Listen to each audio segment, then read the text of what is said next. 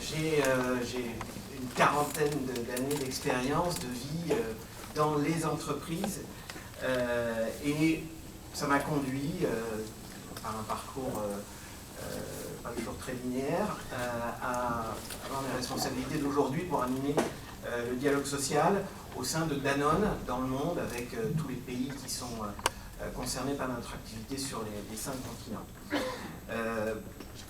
Je dois donc vous parler aujourd'hui du lien entre la paix et l'entreprise.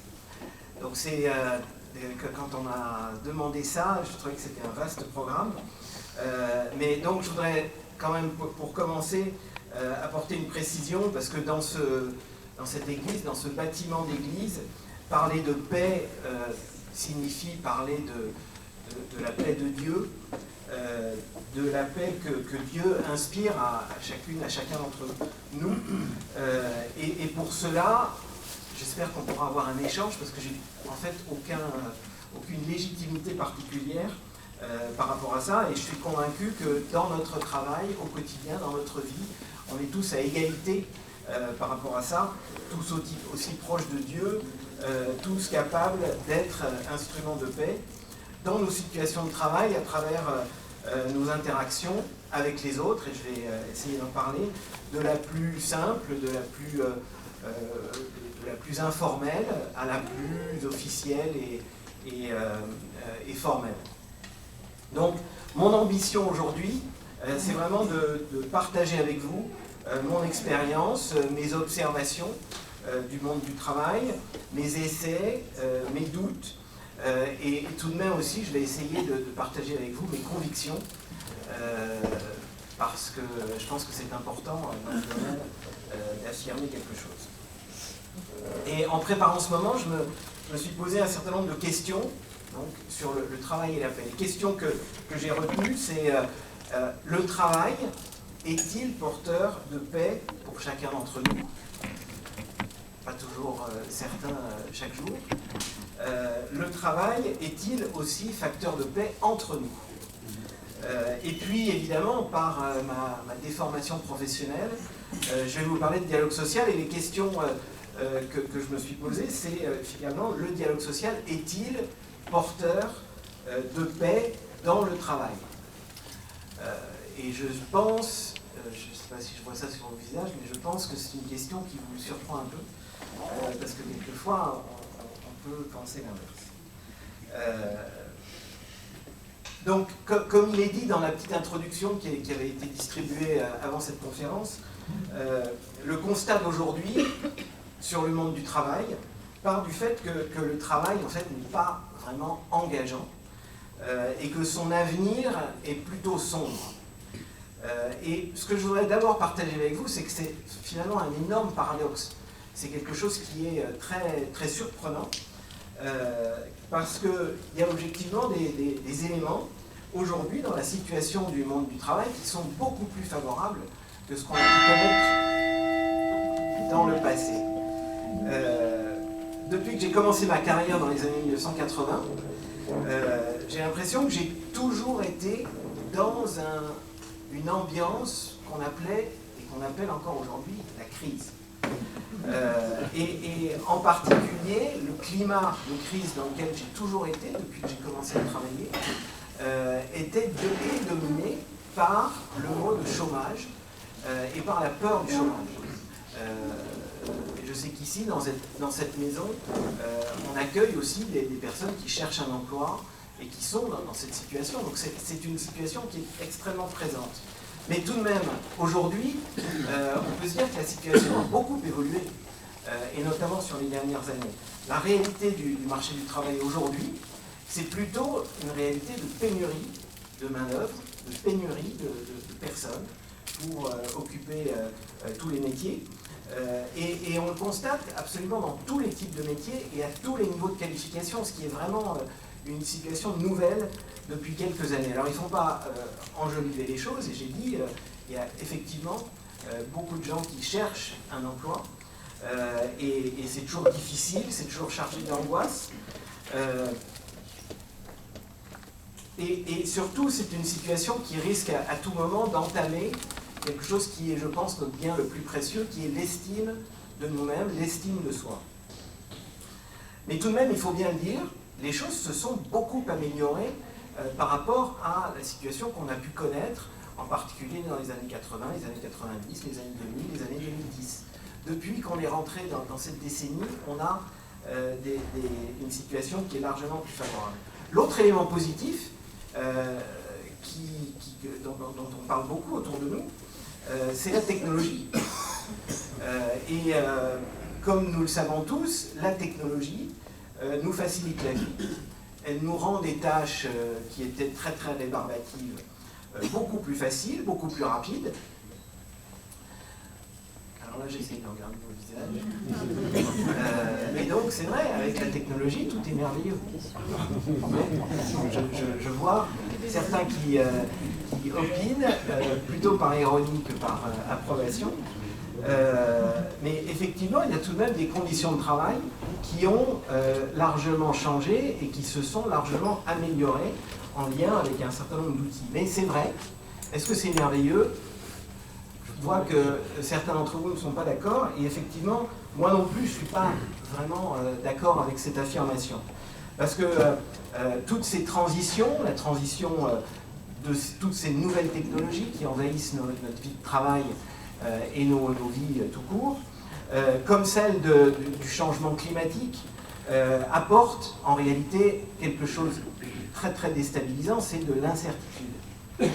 C'est une multitude de choses qui nous arrivent tous les jours et avec lesquelles il est très difficile de s'adapter.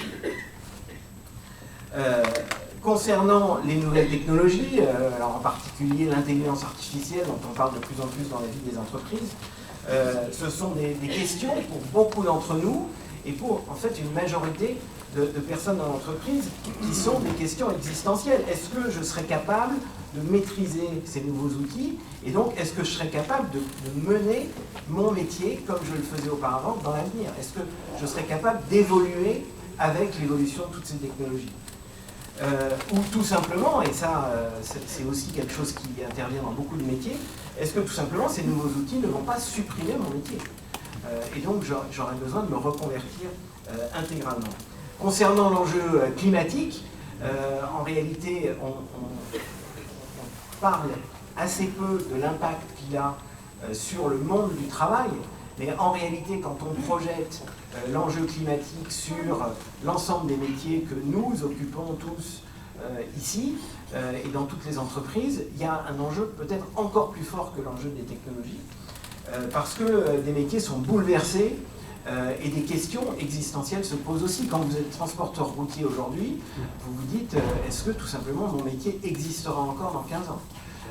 Et donc, je pourrais faire une liste sans fin de tous les métiers qui sont impactés de manière existentielle par tout ça. Donc, il y a une incertitude majeure, et donc en conséquence, on voit qu'il y a beaucoup de tensions qui sont créées par cette incertitude. Comme je l'ai dit, mon sentiment, c'est que derrière cette incertitude,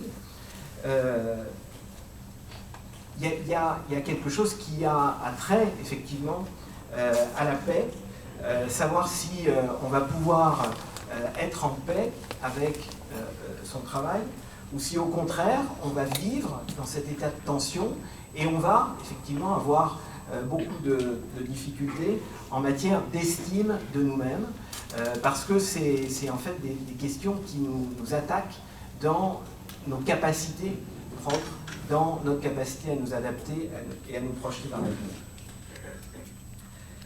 Alors, je voudrais vous parler par rapport à ça d'un certain nombre de fléaux que moi je vois dans la vie quotidienne, c'est plutôt mon expérience, et qui effectivement attaquent notre estime de nous-mêmes, qui attaquent la vie professionnelle et notre vie au travail. Tout d'abord, le premier fléau, c'est ce que j'appelle le virtuel. Le travail est en effet devenu largement virtuel. Alors, dans les entreprises, ici on est à la Défense, donc on est beaucoup dans des activités de bureau, des activités administratives, et ben, on gère des tableaux de bord, on fait du reporting, on passe des journées à préparer des présentations, à réunir des données pour des revues de business, des business reviews comme on les appelle chez nous. On fait des plans de communication, on fait des diagrammes de gestion de projet, on fait des réunions internes, évidemment, on passe l'essentiel de nos journées dans des réunions, on fait de la communication interne, mais en réalité, quand est-ce qu'on fabrique un produit? Quand est-ce qu'on tient ce produit dans nos mains? Quand est-ce qu'on rencontre un client? Quand est-ce qu'on vend ce produit? Et quand est-ce que finalement on fait quelque chose de réel, qui nous raccroche à quelque chose qu'on peut véritablement toucher? Quand mon fils, qui est quelque part dans la salle, est venu à mon bureau pour son stage d'observation en classe de 3e, en seconde, je ne sais plus bien. Il a passé quelques jours dans l'entreprise et puis il est revenu et puis il nous a dit en fait, c'est bizarre, vous faites tous le même métier, vous avez tous le même fauteuil, vous avez tous le même bureau, vous avez tous le même ordinateur, vous passez toutes vos journées collés sur l'écran de votre ordinateur à écrire des trucs. Finalement, vous faites tous la même chose. Et c'est vrai qu'on vit dans un monde où il est très très difficile de différencier les métiers les uns par rapport aux autres, de les expliquer, parce qu'ils sont devenus, comme je le disais, extrêmement virtuels.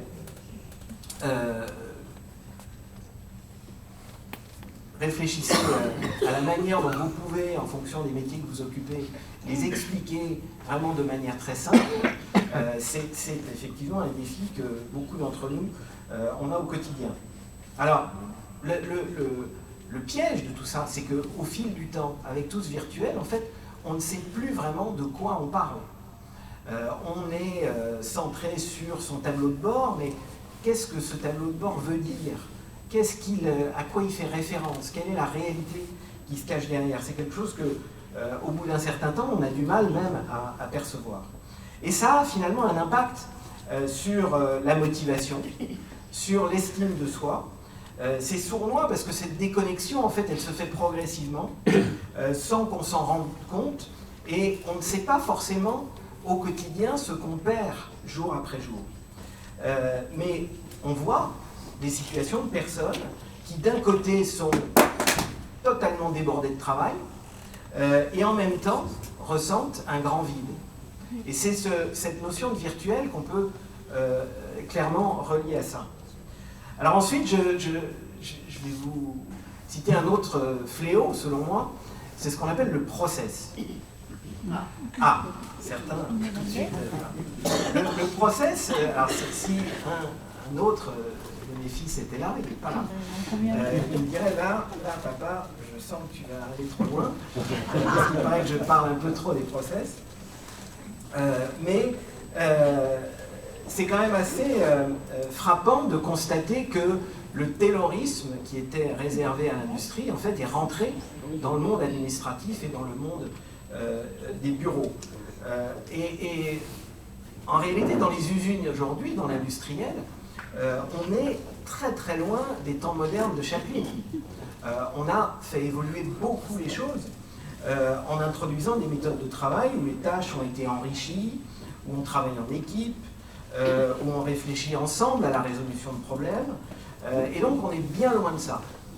Mais dans le même temps, les process sont entrés dans les métiers administratifs, sont entrés dans les bureaux et ont découpé les tâches et les décisions de management en tranches, comme il est indiqué dans ces méthodes très très structurées. Et dans ces conditions-là, il y a des moments où on se sent très seul. On est entouré de plein de gens, mais en réalité, dans cette division du travail, on se retrouve très très seul. Moi, je me souviendrai toujours du moment où j'ai reçu pour la première fois, malheureusement c'est arrivé ensuite plusieurs autres fois, un message dans ma boîte qui se terminait par « Ce message vous a été envoyé par une machine, ce n'est pas la peine d'y répondre. » Je ne sais pas si vous avez reçu déjà ce message, parce que c'est assez fréquent. le jour où j'ai reçu ça pour la première fois, j'étais assis dans un open space, j'ai regardé autour de moi, je me suis dit, mais dans quelle situation est-ce que je me trouve? Qu'est-ce que ça veut dire? En réalité, je dois le dire, je dois le confesser, à cet instant-là, j'ai décidé de démissionner de la boîte dans laquelle j'étais. Ça a été instantané. Et je suis assez content de l'avoir fait. Donc, ça veut dire qu'on n'est plus là pour se parler, on n'est plus là pour s'aider, pour travailler ensemble. On est simplement là pour faire sa part du process. Et d'être appelé à l'ordre si on ne l'a pas fait. Alors, s'il vous plaît, je ne voudrais pas quand même dire ce que je ne veux pas dire, parce que il faut voir les choses toujours avec deux faces complémentaires. Les process apportent aussi beaucoup de bienfaits, de l'efficacité, de la performance, le recentrage sur les choses qui sont vraiment utiles, et l'élimination de beaucoup de temps inutile. Donc quand les choses sont bien faites, en réalité, c'est des choses qui ont apporté énormément de bienfaits au fonctionnement des entreprises. Mais il y a plusieurs manières de mettre ça en place, et ça ne doit pas nous empêcher de nous parler, de nous soutenir, de partager des choses ensemble. Mais malheureusement, quand le process est installé de manière purement mécanique, comme je le décrivais tout à l'heure, ben évidemment, il isole et il entame lui aussi l'estime de nous-mêmes. Je voudrais aussi parler d'une autre réalité du travail qui n'est pas la réalité des bureaux, des métiers administratifs et de siège. C'est ce que, si certains d'entre vous le connaissent, c'est ce que Pierre-Yves Gomez a très très bien expliqué quand il parle de travail invisible. Quand on parle alors évidemment c'est peut-être un travail qui est moins présent ici dans ce quartier de la Défense, où vous êtes principalement dans des bureaux, dans des situations bien précises. Mais tout de même, quand on parle de l'avenir du travail aujourd'hui, dans la littérature, dans les médias, dans toutes les conversations qu'on peut avoir, et en particulier, je pense ici à la Défense, on parle presque exclusivement de télétravail. C'est un mot qui a envahi les conversations. Et je parie, par exemple, que là on est aujourd'hui jeudi, donc demain ce sera vendredi. Je pense que sur la dalle ici, il y aura à peu près moitié moins de monde qu'aujourd'hui. Parce que, il y a des fonctions pour chaque jour, vendredi, c'est télétravail. C'est comme ça que les choses maintenant se comprennent. Mais ce que je voudrais juste dire ici, c'est que quand on monopolise l'espace avec cette notion de télétravail, est-ce qu'on a conscience que 70% des métiers en France n'ont pas accès au télétravail? Même chose en Europe. Ce n'est pas une particularité française, 70% des métiers en Europe n'ont pas accès au télétravail. Et si vous vous mettez au niveau planétaire, c'est la même chose. 70% de la population qui travaille dans le monde n'a pas accès au télétravail. Et quand on en parle toute la journée dans des médias auxquels ils ont accès toute la journée, on ne leur dit pas que ce sera bien, un jour, ils y auront accès. Non, ils savent bien que ce n'est pas possible. Quand vous travaillez dans les champs, quand vous travaillez dans une usine, quand vous travaillez dans un entrepôt, quand vous travaillez dans un camion, quand vous travaillez dans un hôpital, dans une maison de retraite, si vous êtes en télétravail, c'est que vous ne travaillez pas. C'est aussi simple que ça. Et ça ne sera pas changé par des conversations et des nouveaux modes de fonctionnement et des règles dans les entreprises. C'est juste une définition. Donc, qu'est-ce que toutes ces personnes se disent quand on en parle comme ça, de manière systématique et dominante? Eh bien, moi, je pense que pour beaucoup d'entre eux, ils se disent qu'on a simplement oublié qu'ils existent. Qu'ils sont devenus, comme Pierre-Yves Gomez l'explique, invisibles. Et 70% des métiers dans le monde, ça représente quand même entre 2,5 milliards et 3 milliards de personnes sur cette planète. En France, ça représente à peu près 20 millions de personnes. Un peu plus, entre 20 et 22. Donc, 20 millions de personnes en France, 3 milliards sur la planète, qui pensent qu'on les a oubliés. C'est quand même quelque chose qui doit les faire réfléchir, parce que c'est catastrophique évidemment pour l'estime de soi, et je pense que c'est certainement pas très bon pour la paix, puisque je vais essayer de revenir à la paix. Donc voilà pour le constat, avec ces fléaux que j'ai essayé de décrire. Mais maintenant je voudrais vous parler du dialogue social. Certains ont peut-être un peu souri quand je vous ai parlé de ça tout à l'heure, et vous dire que le dialogue social est une formidable occasion pour construire la paix. C'est ma conviction, c'est ce que je fais tous les jours, et je vais essayer de le partager avec vous. Pourtant, le dialogue social, je sais qu'il a un peu mauvaise presse, qu'il est vu pour certains comme un combat stérile, un combat irréconciliable.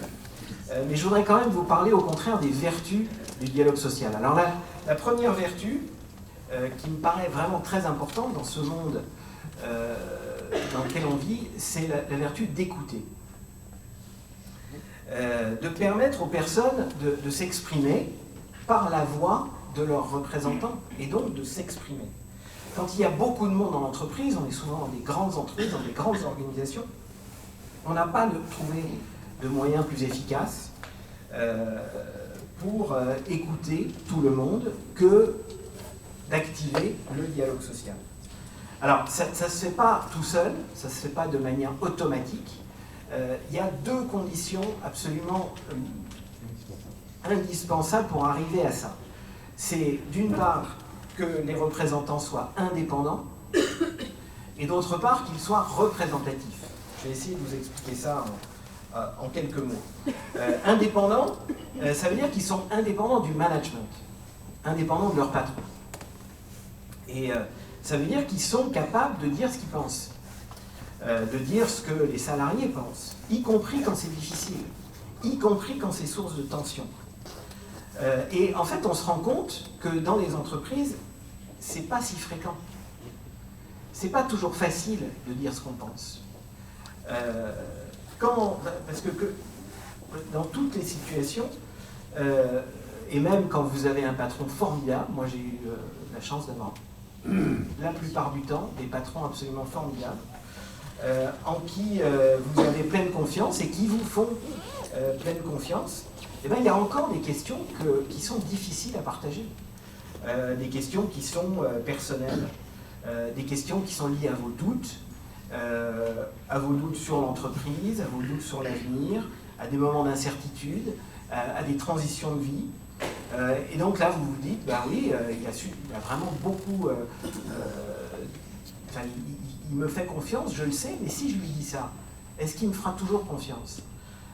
Est-ce que si je commence à partager ça, est-ce qu'il va commencer à douter de moi lui aussi? Et donc, dans le doute, il est préférable de le garder pour moi. Donc, même avec un management exemplaire, il y a des choses qui ne sont pas exprimées. Ça peut être des critiques, ça peut être des revendications, ça peut être des attentes. Et donc, peu à peu, si elles ne sont pas partagées, ben, ça va ronger la motivation, l'engagement, la cohésion et même l'efficacité dans l'entreprise. Ce qu'on ne partage pas, ça peut être aussi quelquefois des idées, des innovations, des opportunités de développement, des solutions à des problèmes. Et là, si on ne partage pas, eh ben, ça va se traduire par des occasions manquées et de la perte de valeur pour absolument tout le monde. Donc ça, c'est quand le management est exemplaire. Mais on le sait bien, le management, il n'est pas toujours exemplaire. Parce que, en fait, le management, c'est difficile. Parce que c'est une multitude de situations qui ne sont pas faciles à gérer au quotidien et les managers ont une tâche difficile. Mais dans ces situations-là, évidemment, c'est la loi du silence qui s'impose parce que c'est encore plus difficile d'exprimer les choses et toutes ces choses sont gardées et vont éventuellement exploser à un moment ou à un autre. Donc, c'est important d'avoir des représentants qui sont indépendants pour permettre d'exprimer tout ça. L'expression et l'écoute, c'est quelque chose d'absolument fondamental. Ensuite, il faut que ces représentants ils soient représentatifs, c'est-à-dire issus d'une désignation libre, démocratique, et en lien continu avec les personnes qu'ils représentent, qui est cet échange en continu. Et là, je ne sais pas ce que vous pensez dans votre tête, là, Mais il y a un débat public, par exemple en France, qui dit est-ce que les syndicats sont représentatifs? Et beaucoup de gens pensent qu'ils ne le sont pas. Moi, je suis fermement convaincu qu'ils le sont. Effectivement, on a un taux de syndicalisation en France qui est extrêmement bas, qui est parmi les plus bas, mais objectivement, il n'y a aucune raison d'être syndiqué en France. On n'a absolument aucun bénéfice à l'aide, puisqu'on bénéficie de tout ce que les syndicats négocient pour vous, que vous soyez syndiqué ou que vous ne le soyez pas. Donc il n'y a aucun intérêt à l'être, et c'est normal que, du coup, la plupart des gens ne fassent pas cet effort. En revanche, la représentativité, elle se mesure par des choses différentes. D'abord par les élections professionnelles, où en fait la participation aux élections professionnelles est significative, élevée, voire très élevée dans beaucoup de secteurs. Et donc, ça, c'est une source de représentativité extrêmement forte. Et puis surtout, moi, dans mon expérience, j'ai vu que la représentativité, elle se mesure surtout dans les coups durs. Quand il y a des difficultés dans l'entreprise, quand il y a des menaces sur l'emploi, immédiatement, en quelques heures, en quelques jours, tout le monde se rapproche de ses représentants syndicaux ou de ses représentants du personnel pour leur parler. Et là, on leur fait confiance, on les écoute et on compte sur eux pour nous soutenir. Et je dis nous parce qu'en fait, on est tous logés à la même enseigne. Moi, j'ai rencontré des tas de gens qui me disaient « Ah non, surtout pas, je suis pas du tout, j'ai pas ce besoin ». Ben si, en fait, quand on est dans ces situations-là, tout d'un coup, on a ce besoin, parce que c'est des gens de confiance, et de ce fait, ils sont représentatifs. Donc le dialogue social permet d'écouter, et permet aux salariés de s'exprimer. Et ça, je veux dire, c'est déjà pas mal pour construire la paix. C'est une première étape qui a vraiment du poids, selon moi. Au-delà de l'écoute, l'autre fonction du dialogue social, c'est de négocier. Et la négociation, c'est une notion très intéressante. Elle induit qu'on va chercher le meilleur équilibre entre des intérêts contradictoires. Elle induit qu'on va chercher à obtenir le maximum de ce qui est possible. C'est quelque chose qui n'est pas du tout facile à retrouver en dehors de ce cadre de négociation. Parce que quand je suis seul face à mon employeur, face à mon entreprise, est-ce que je suis capable, moi tout seul, d'obtenir le maximum? La plupart du temps, non. Je suis contraint d'accepter ce que l'entreprise me propose, et si je demande plus, je me mets à nouveau en situation de risque. Est-ce que ma réputation va en pâtir? Est-ce que ça va créer de la tension? Est-ce que finalement ça va pas être favorable pour moi sur le long terme? Donc, je crois que le micro est arrêté.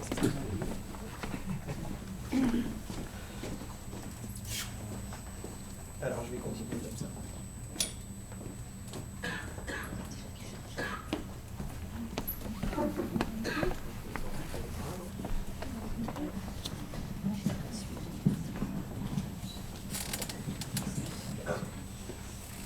Ça marche à nouveau?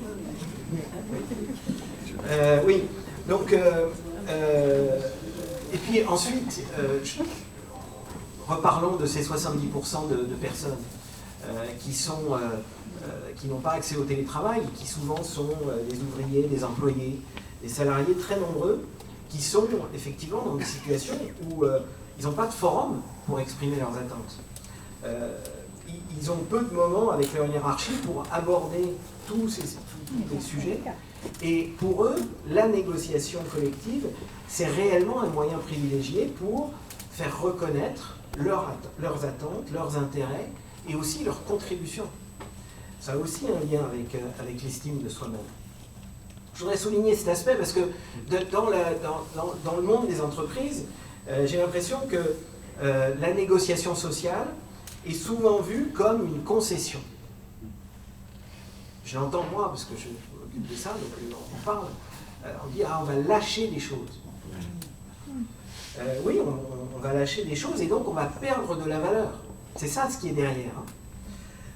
En réalité, moi, ce que je constate, c'est que la négociation, elle crée de la valeur. Elle crée énormément de valeur. À condition, évidemment, qu'elle soit menée avec une bonne visibilité pour ceux qui sont représentés, qu'elle permette vraiment une appropriation, mais elle permet l'appropriation des résultats de cette négociation. Elle crée l'impression que les intérêts des salariés sont entendus et pris en compte, et effectivement, en fait, par ce processus, ils sont entendus et ils sont pris en compte. Et donc, elle crée à nouveau des conditions pour être en paix avec le résultat de cette négociation. Parce qu'à la fin d'une négociation, il y a un accord. Il y a un moment où on dit « nous sommes d'accord ». C'est quelque chose qui est important on retient souvent toutes les batailles, les joutes verbales et qui ont conduit à ça, qui n'étaient pas forcément très faciles. Mais en fait, à la fin, il y a un accord. Et c'est ça qui est important. Mais tout de même, si je m'arrête un tout petit peu sur cette notion, est-ce que réellement le sentiment de paix est toujours au rendez-vous quand on signe un accord avec des syndicats, quand on clôture une consultation sociale, avec un plan d'action qui est fixé conjointement? Est-ce que finalement cette paix, cette concorde est toujours présente? En réalité, bon, dans mon expérience, ce n'est pas toujours le cas. C'est même souvent le cas inverse.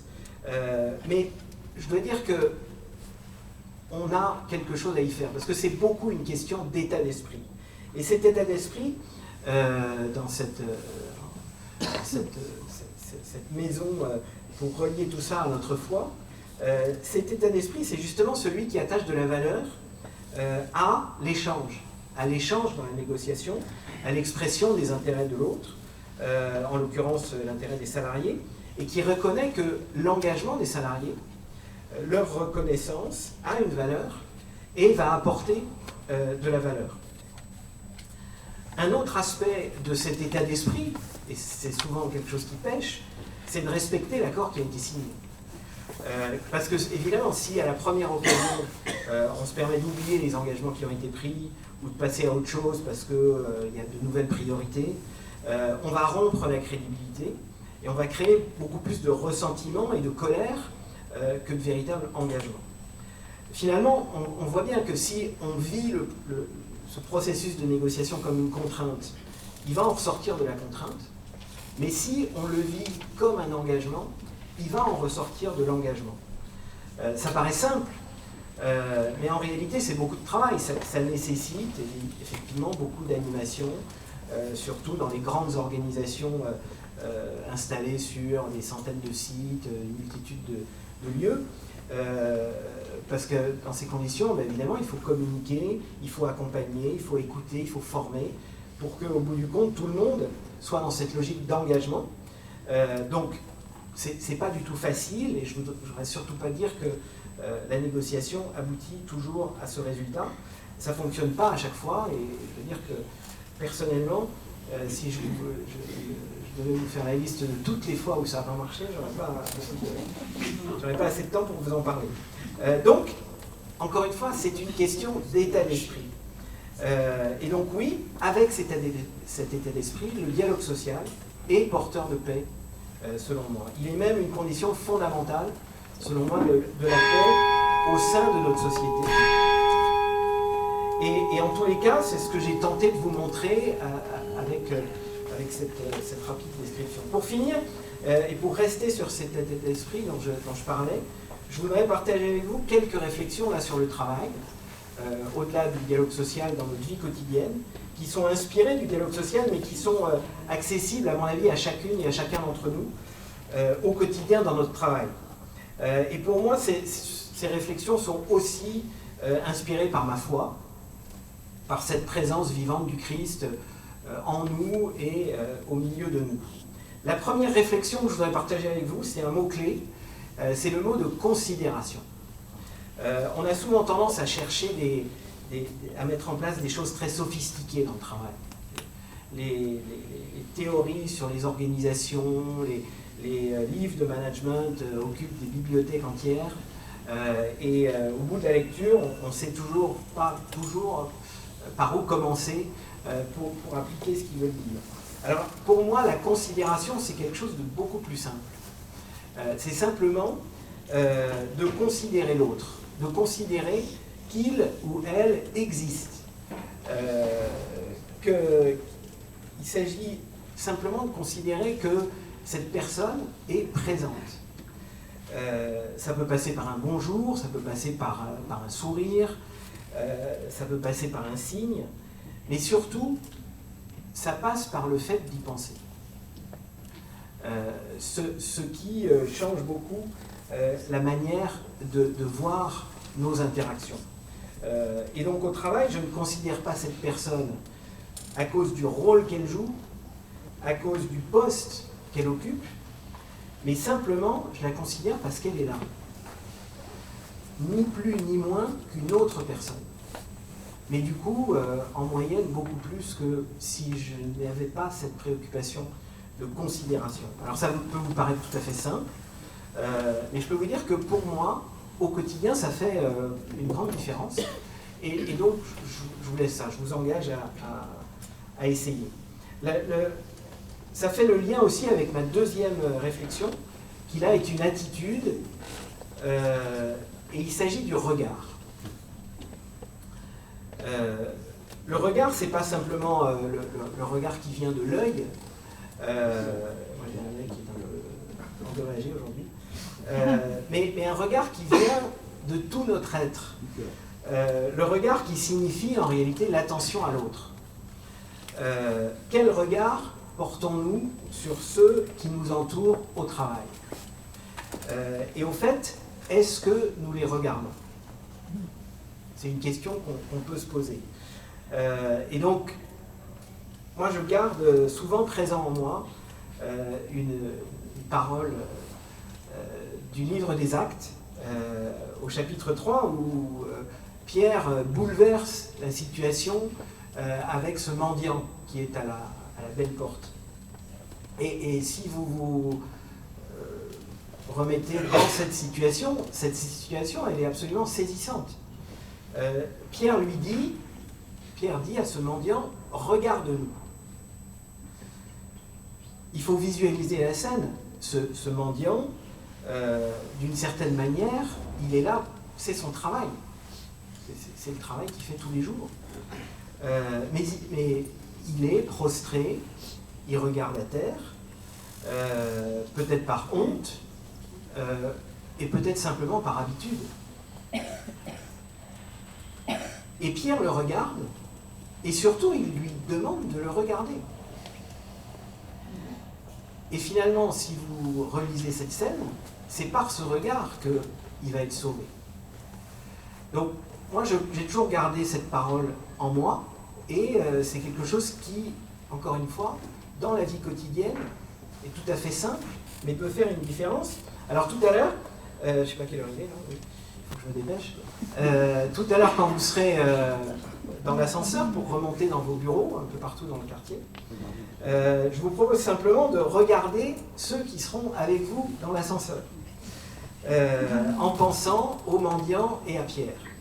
Et vous verrez, peut-être que ça changera la perspective, et puis tout au long de la journée aussi, ça peut changer les choses. Ma troisième réflexion, elle est très pratique. Il s'agit d'appeler les gens par leur nom. Alors là, je vous dis que je débloque complètement, je dis n'importe quoi, que c'est évidemment des choses qui sont tellement évidentes. Et pourtant, je vais vous poser une question assez simple. Quelle est la dernière fois que vous avez dit dans votre travail encore une erreur de la finance? Ou alors vous avez dit peut-être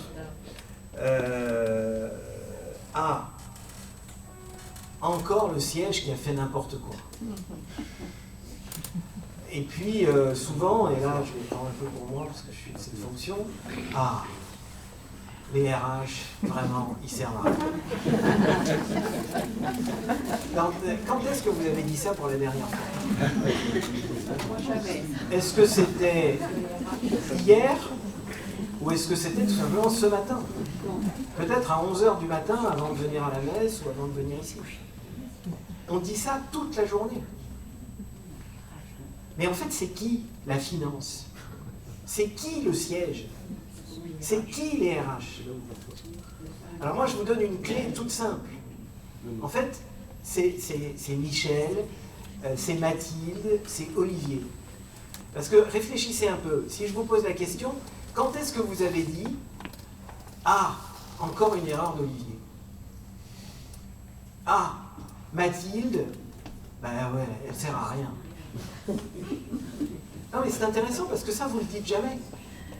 Parce que vous savez bien que Olivier, il a fait une erreur, oui, mais vous, vous êtes tout à fait aussi capable de faire une erreur. Et du coup, vous ne le dites pas à Olivier, parce que vous le respectez. Et Mathilde, évidemment, elle est en retard pour vous livrer les trucs que vous lui avez demandé. Mais vous aussi, vous êtes en retard pour plein d'autres choses. Donc, dès que vous parlez à quelqu'un, vous avez un comportement qui est largement différent. Et tous ces réflexes qui consistent simplement à parler de la finance, du siège, des RH, c'est des choses qui déshumanisent, qui déresponsabilisent, qui en fait nous permettent de dire un peu n'importe quoi. Donc voilà, je vous propose de faire ça simplement. De vous demander quand vous dites ces phrases-là, mais en fait de qui vous parlez, et puis à ce moment-là d'aller leur parler tout simplement. Et vous verrez que la plupart du temps aussi, c'est porteur de paix, d'une grande paix. Dernière réflexion, cette fois liée à la prise de décision. On est nombreux à avoir des décisions à prendre. Et au moment de prendre une décision dans une entreprise, je vous propose une chose, c'est également de nommer ou d'avoir en tête une personne qui va être concernée par cette décision, qui devra l'appliquer, cette décision, ou simplement qui devra s'adapter aux conséquences de cette décision. Juste une personne. Il ne faut pas réfléchir très très loin, juste une.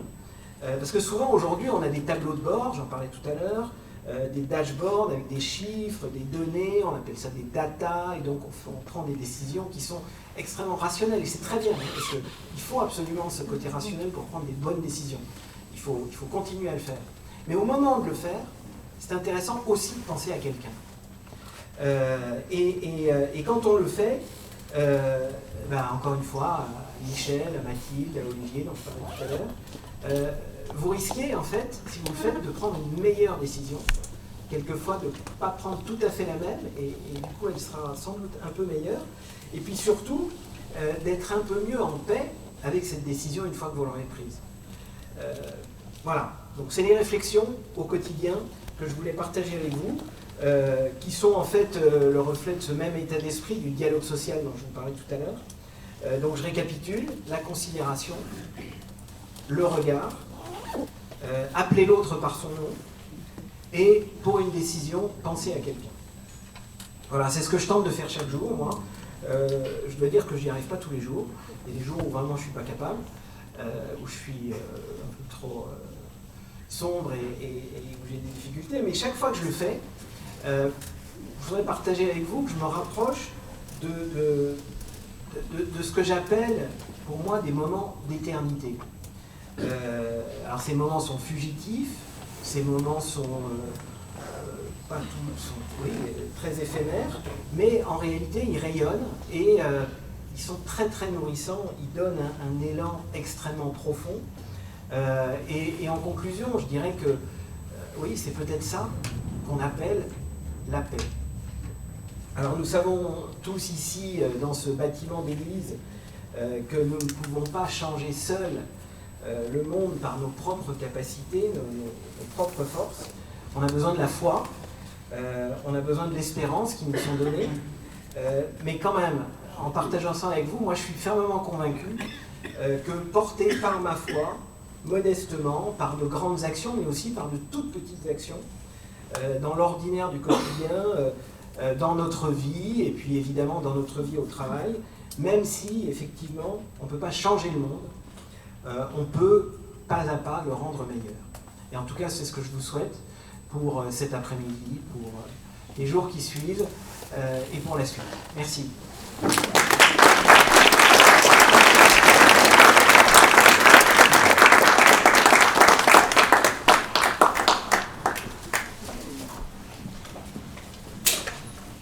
Merci infiniment de nous avoir mené des fléaux de l'incertitude, du vide, de l'isolement, dont vous nous avez parlé avec beaucoup beaucoup de profondeur et puis de caractère concret. Je crois que chacun s'est senti rejoint dans ce que vous avez pu me dire. Hein. Et puis en face, ben, vous égrenez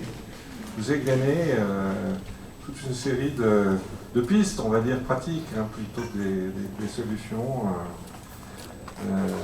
de l'écoute, de la négociation, mais de la négociation qui crée de la valeur, créer de l'engagement, de la considération. Ça paraît tout bête, effectivement, mais c'est peut-être beaucoup plus facile à dire qu'à faire. Mais c'est vrai que ça paraît effectivement justifié. Et puis, tout simplement, ce regard, merci, ce qui va permettre aussi de regarder l'autre, et vous avez fait référence aux actes. Voilà.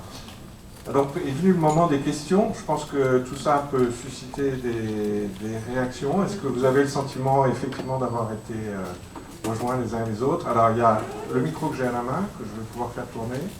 Je vous demande chacun d'énoncer des questions, et puis un autre micro donc au fond, pour ceux qui sont plus derrière la caméra. Et on prend plusieurs questions si vous en êtes d'accord.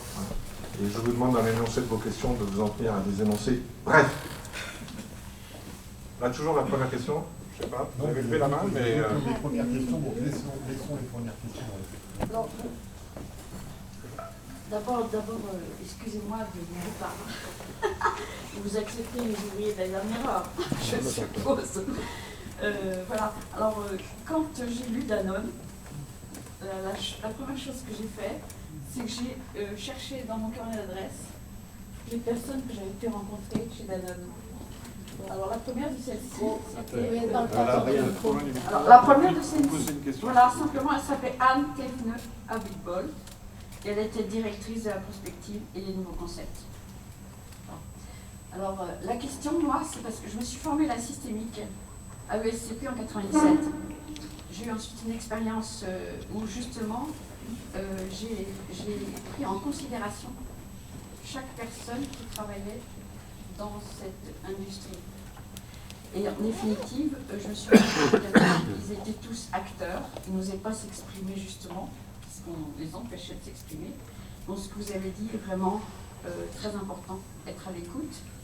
Autre question, et puis je complète par ça, quand vous avez évoqué la confiance, j'ai participé à de nombreuses réunions à Dauphine, parce qu'il y a la chaire confiance, coopération et management.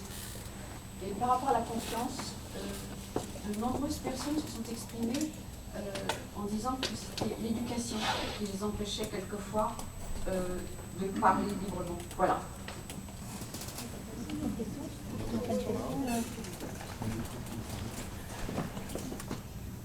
De temps en temps, pour dialoguer, il faut se comprendre. Dans quelle mesure qu'est-ce que vous conseilleriez à un manager pour qu'il comprenne mieux les gens du terrain et éviter de prendre des décisions à côté de la plaque? C'est brutal, mais c'est... Bonjour monsieur, j'ai écouté avec une grande attention votre débat, je suis là. J'ai écouté avec attention votre présentation. J'ai été profession libérale pendant 33 ans dans les télécommunications. C'est drôle, il y a communication dedans. Est-ce que finalement, généralement, on peut dire que le but dans une entreprise ou dans la vie, c'est d'écouter, comprendre, et puis si on peut encore aimer, de façon générale? Si. Une autre question. Oui. Alors moi j'ai deux questions. La première c'est comment concilier sa foi chrétienne avec un engagement en faveur de la paix dans le monde du travail face aux défis que vous avez pu énoncer. Et en tant qu'apprenti ou en tant que jeune. Et sur la deuxième question, faut-il affirmer sa foi chrétienne dans le milieu professionnel?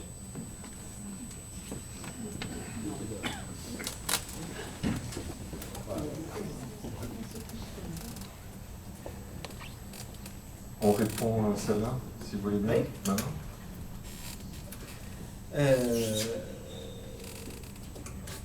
Alors, je ne sais pas bien comment prendre les choses dans l'ordre. Oui, effectivement, dans moi, ma pratique, dans le dialogue social, mais de manière générale dans la gestion de l'entreprise et en lien avec ce que j'appelle la conduite du changement, c'est vraiment important de toujours regarder l'ensemble du réseau de relations, d'influence, qu'on appelle le système, hein, dans cette logique de systémique. Et c'est ça qui va permettre d'optimiser la mise en confiance, l'implication de tout le monde. Par rapport au changement, l'idée c'est en fait d'être impliqué le plus tôt possible et d'y contribuer pour pouvoir à la fois s'y adapter, à la fois mieux le comprendre de l'intérieur et donc de se l'approprier. Donc c'est les clés, et je pense que les choses que j'ai partagées avec vous aujourd'hui, ça participe à ça. Le dialogue social est vu souvent comme une contrainte par rapport au changement. En réalité, c'est l'inverse. C'est vraiment un levier qui permet l'appropriation. Donc c'est comme ça que moi je le vois, c'est comme ça que je l'ai vécu dans une multitude de situations, et quand ça arrive, c'est extrêmement puissant et extrêmement vertueux. Alors effectivement, je vois bien pas la colère, mais quand même la frustration, le ressentiment, parce que on se retrouve dans beaucoup de situations où il y a cette déconnexion, où on voit tomber des décisions, on voit des attitudes qui finalement ne considèrent pas la réalité du travail au quotidien. Et donc certains managers peuvent donner l'impression qu'ils ne comprennent pas la réalité des choses. C'est vrai, mais je pense que ça peut nous concerner tous. Moi, j'avoue que je ne prétends pas tout comprendre de toutes les situations. Donc ça demande des efforts, ça demande de faire ce pas de plus pour se connecter à la réalité. Et, comme je le disais en conclusion, on ne peut pas sauver le monde, on ne peut pas être tous parfaits, et on ne le sera jamais. En revanche, je pense que montrer une attitude qui va vers l'autre, de manière sincère, de manière profonde, ça change la donne. Ça change la donne dans une négociation. Moi, je peux vous décrire des négociations. D'ailleurs, je me souviens d'une que j'ai menée dans une autre entreprise il y a très longtemps dans ce quartier. C'était un pugilat. Parce que, en effet, je me souviens de mots qui étaient prononcés qui montraient que, manifestement, on voulait dire qu'on ne voulait pas se connecter, en fait. Et on montrait qu'on ne comprenait rien à la réalité des gens qui étaient en face. Donc, c'est facile de rentrer dans le cercle vicieux, mais quand on rentre dans le cercle vertueux, on s'aperçoit qu'on a des bonnes surprises. Moi, c'est en tout cas ce que j'essaie de partager. Et oui, alors après, monsieur, je ne sais pas s'il est encore là. Voilà. Oui, derrière, et ça rejoint aussi la question sur la foi et la manière dont on peut relier ça. Moi, j'avoue que je me sens très très privilégié parce que je considère que je peux vivre ma foi tous les jours dans le travail que je fais. Il y a beaucoup de situations que je relie à ça, qui sont nourries par ma foi et qui gèrent ça. Et du coup, par rapport au terme que vous avez employé, écouter, comprendre, aimer, oui, il y a de ça. Et donc, quand je prie dans ma tête au quotidien, dans les escaliers, dans les couloirs, en allant vers une réunion, oui, je pense que je vis ma foi. Et il faut rester extrêmement modeste. Et donc, je ne la partage pas. Enfin, je ne la partage pas de manière officielle. Je ne mets pas un badge sur ma veste. Mais je pense qu'il y a beaucoup de gens qui sont au courant. Et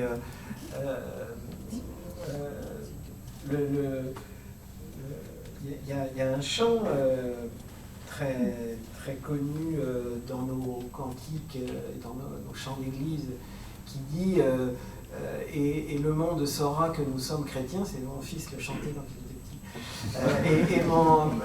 Le monde saura que nous sommes chrétiens à l'amour dont nos actes sont empreints. Vous connaissez cette chanson? Je la chanterai pas parce que je chante très mal. Mais ça aussi, j'ai dans ma tête. Et je pense que c'est un témoignage. C'est ça, en fait, qui peut faire la différence.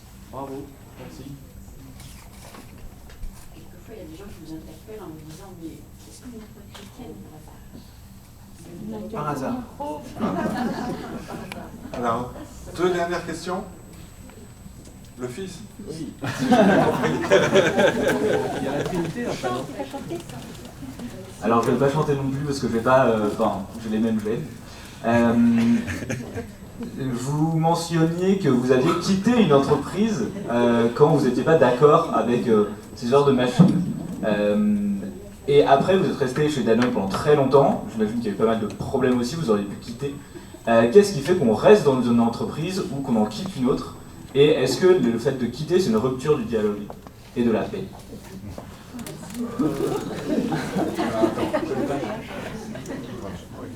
Dernière question. Oui, bonjour. Merci tout d'abord pour votre intervention. À titre personnel, j'ai la chance d'être dans une entreprise qui investit beaucoup dans le dialogue social. J'ai juste une question. Vous parliez des fléaux tout à l'heure, notamment des reporting, des tableaux de bord. Je ne comprends pas pourquoi les entreprises ne se posent pas plus la question de réfléchir justement au malaise que ça génère et finalement investissent beaucoup suite à la conséquence de mettre en place tous ces outils. Pourquoi justement ils ne travaillent pas plus sur la notion de l'utilité du travail, de l'utilité de tous ces tableaux de bord, ce qui générerait peut-être beaucoup moins de pression sur le dialogue social.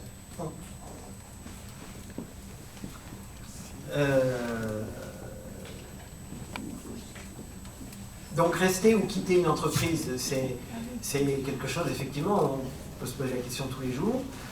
Je pense qu'on peut beaucoup plus se la poser aujourd'hui que dans le passé, parce qu'en fait, il y a beaucoup d'opportunités. Et donc, effectivement, ça peut se relier à cette question de la foi, la question de ce qui est vraiment important pour chacun d'entre nous. Donc moi j'ai quitté des entreprises que j'ai adorées, simplement parce qu'ils faisaient un métier, que j'avais envie de changer de métier, donc ça c'est tout à fait légitime et c'est tout à fait porteur de paix.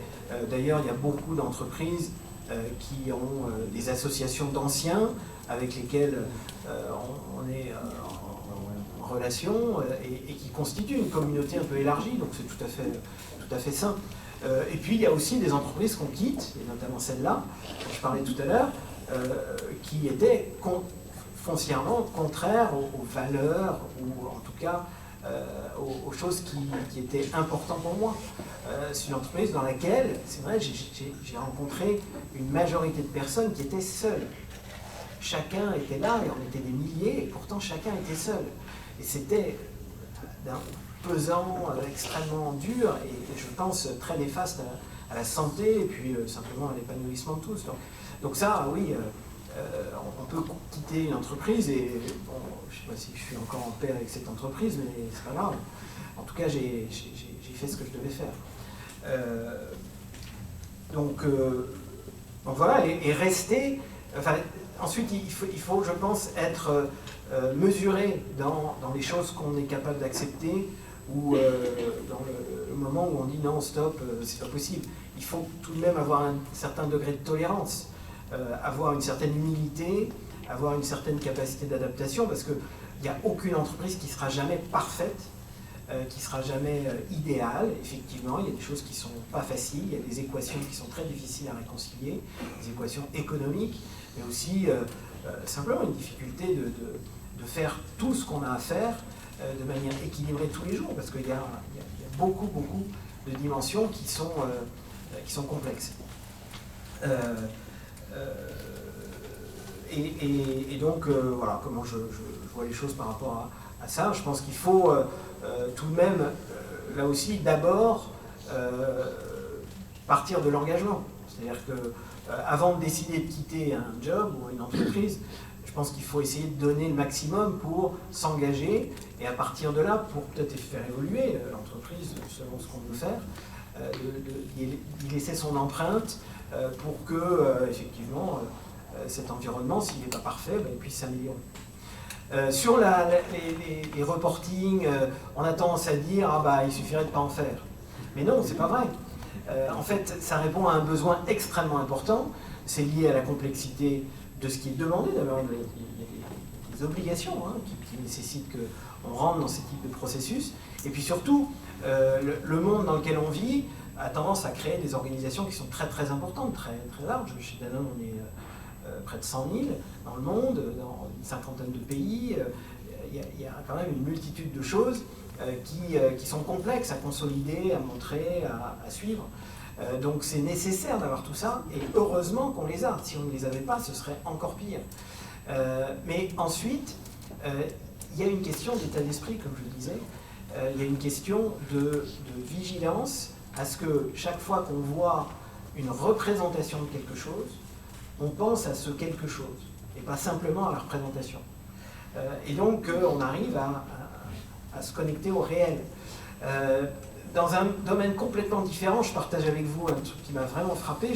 J'ai eu la chance de visiter il y a un peu plus d'1 an un centre de formation au métier de l'industrie qui a été créé au milieu de Clermont-Ferrand par Michelin il y a quelques années et qui forme des jeunes ou des gens en reconversion professionnelle à des métiers industriels.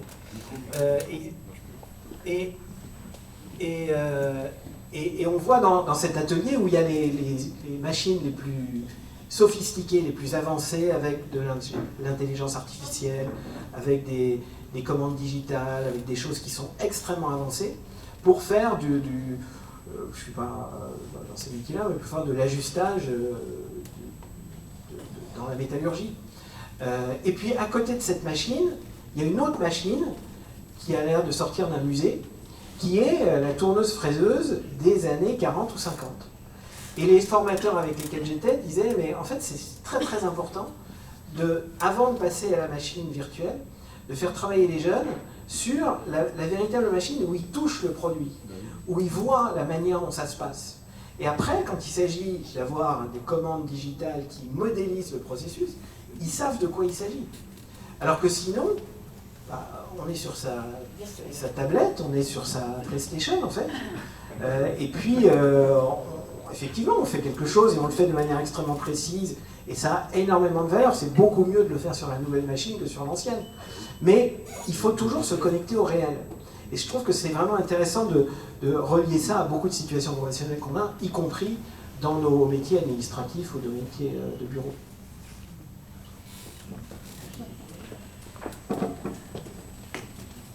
Sylvain Aubry, un grand merci.